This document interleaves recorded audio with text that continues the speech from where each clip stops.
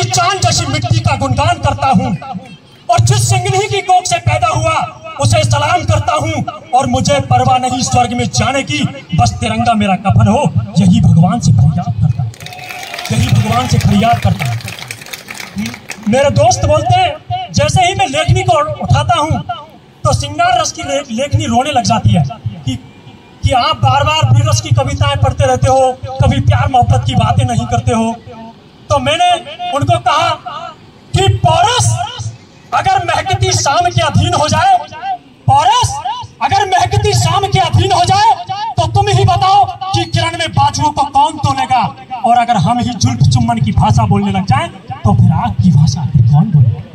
तो फिर आता है झूम के कजरी गाने का, मेरा भी मन करता है उठा के ढपली बजाने का, मेरा भी मन मचला करता मेहंदी बिंदिया काजल पर, मेरा भी मन मच कहता रस बरसाती पायल पर, लेकिन तभी मुझे दिख जाता है लहू से लथपथ मेरी माँ का आंचल, मेरी बोराई सीमा का तन घायल है, मन घायल है। तभी लेखनी से कहता हूँ अंगारे पर चादोरी, ये मेहंदी बिंदिया महावर छोड़ो चंडी माँ को आरा दो, ये मेहंदी बिंदिया महावर छोड़ो चंडी माँ को आरा दो। हमने सर सिख की कौम को एक चुटकुलों की कौम बना के रख दिया है। आज हिंदुस्तान में अगर सबसे ज्यादा किसी ने अगर बलिदान दिया है तो वो गुरु गोविंद सिंह ने दिया है। गुरु गोविंद सिंह जिनके 4 बेटे इस देश की शहादत के लिए शहीद हो गए। स्वतंत्रता संग्राम में 123 फांसियां ऑथेंटिक फांसी लगी गई थी, उनमें से 84 केवल सिख गुरु की मां की कोख से पैदा हुए लाल थे जो इस देश पर शहीद हो गए। एक बार जोरदार सिख मां की तो जोरदार तालियां, अगर आपकी कमजोर तालियां रहेंगी तो मैं कमजोर होता चला जाऊंगा, और अगर आपकी तालियों का साथ मिला तो आपकी आंखों से अंगारे बरसेंगे थोड़ी देर बाद। इसलिए मैं तालियों का साथ मांगता हूं और कुछ नहीं मांगता। तो उस गुरु गोविंद सिंह के 4 बेटे शहीद हो गए, 2 बेटे चमकौर के युद्ध में शहीद हो गए, और 2 बेटे सरहिंद की दीवार में जिंदा चिड़वा दिए गए।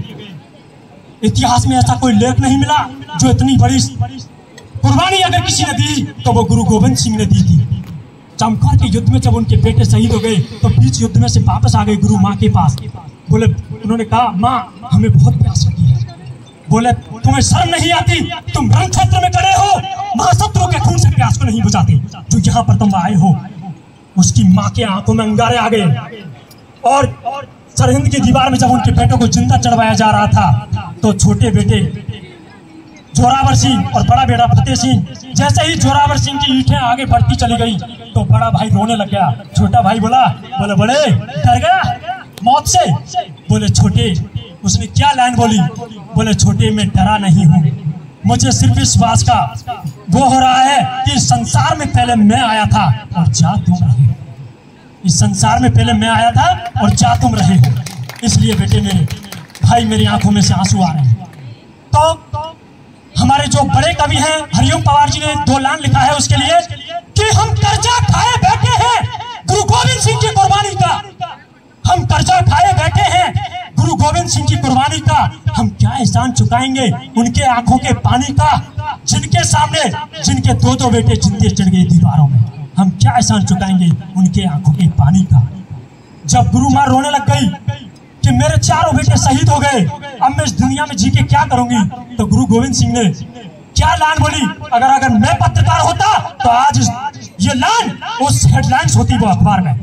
तो उन्होंने क्या कहा कि देश धर्म के वास्ते बार दिए सुध 4 और 4 मरे तो क्या हुआ, ये जीवित है कई हजार, 4 मरे तो क्या हुआ, ये जीवित है कई हजार। इस प्रकार गुरु गोविंद सिंह की कुर्बानी को हमेशा इतिहास याद रखेगा।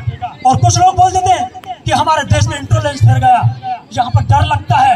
वो 5 स्टार की 4थी मंजिल पर अपनी महबूबा के साथ मस्ती करते हुए कहते हैं डार्लिंग डर लगता है इस देश में। मैं उनको कहता हूँ कि उस वीर हनुमान थप्पा को डर नहीं लगा जो -36 डिग्री में हाथ में तिरंगा लिए हुए 6 दिन तक वो जीवित रहा।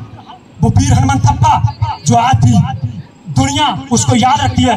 जिन लाइनों के लिए मैं हिंदुस्तान में जाना चाहता हूँ, आज वो लाइन में स्टेज से पढ़ रहा हूँ, आपकी तालियों का साथ चाहिए कि वो बर्फ की घाटी में आंसू बह गया होगा, वो बर्फ की घाटी में आंसू बह गया होगा, सितारा टूटकर अंबर में खो गया होगा, वो जीना चाहता होगा इस देश की खातिर, मगर जब घर के गद्दारों को देखा तो फिर से सो गया। मगर जब घर के गद्दारों को देखा तो फिर से सो गया होगा। हमारे हिंदुस्तान में जवानों के सिर कट के मुल्क पड़ोसी मुल्क के देशों में जाने लग गए और हमारे यहाँ पर कुछ लोग बोलते अरे ये तो फौजी तो बनते हैं मरने के लिए है, इनको तो पैसा दिया जाता है, इनको दे तो दिए 10 लाख रुपए। अगर आपको लगे कि ये कानून इस हिंदुस्तान में होना चाहिए तो आपकी आंखों में मैं अंगारे मांगता हूं।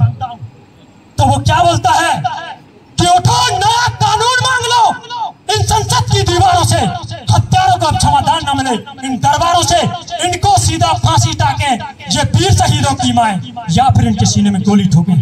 ये सैनिक की विधवा, ये सैनिक की विधवा। जय हिंद, जय भारत।